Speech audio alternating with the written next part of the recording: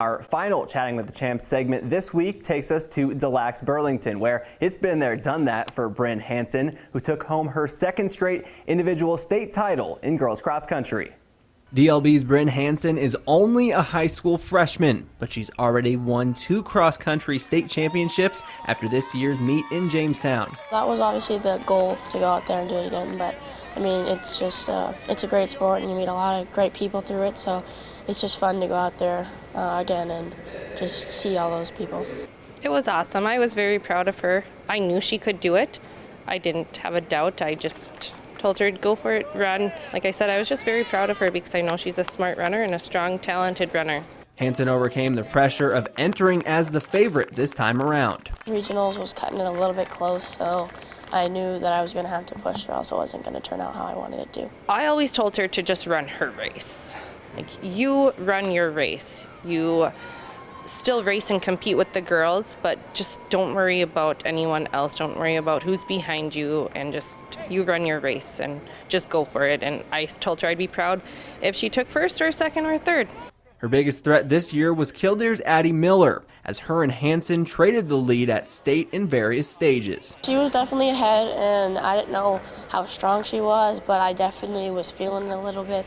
And then we hit the hill, and it was just, I knew I was going to have to stick with her, or else I wasn't going to be able to keep up. I knew she could do it, and when I told her to make a move and when to go for it, she listens. She's very coachable, and she did an awesome job. Getting past Miller ultimately helped her reach a time of 18 minutes 57.5 seconds.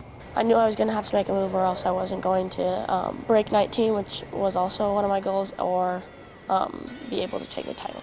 Her other obstacle to winning at Jamestown was the big hill on the course. From what I remembered from my first year running, like before we ran this this third year of state, I thought like, it's not that big of a hill, but then you finally run it again and you realize it is kind of a big hill, and it just goes out for a while and just keeps going. This commitment to pushing past all of the challenges involved with taking home more hardware is part of the reason Hanson has been so successful so early in her career. Yeah, that's a big part of running, is pushing through the mental aspect of it, and you have to be strong mentally to be able to push and run at that fast pace. Brynn's just a successful runner because she puts forth 100% effort in every practice. If I tell her, hey, we're running like 4 miles today or 6 miles today, and you need to be within this minute mile, like 6:30 minute miles or 7 minute miles, she's very conscious about looking at her watch and making sure she meets that time.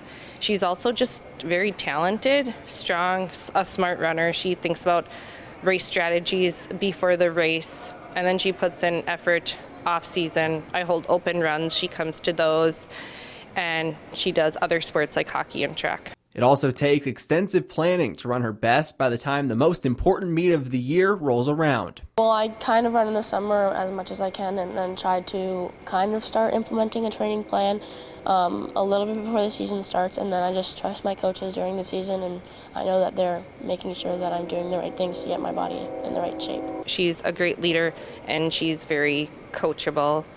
For example, this year, she really listens when we tell her, you know, hey, we want you in running a meet at this time.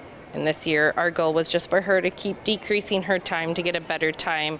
And our end goal was, like Brynn said, for her to break 19 minutes and to be in that 18-minute range, which she did at state. Other elements to her success involve at least one superstition. During the season, I try not to untie my shoes ever, but then, I don't know, the boys will always just untie them on purpose, and I don't know, it's kind of silly, but that's one of the things, I guess, but I don't have too many like superstitions or anything like that. Along with the right pre-race fuel. Spaghetti I eat the night before, and then race day I usually eat like pack a summer sausage sandwich and a peanut butter and jelly sandwich, and then a bunch of other like Go-Grit and cheese stick or something like that. Now, I also asked Hanson about if she thinks she can make it 3 in a row next year, and she pretty much just said that it's a long ways away. She's not really focused on that right now. She's more focused on other sports she's involved in, like hockey and track.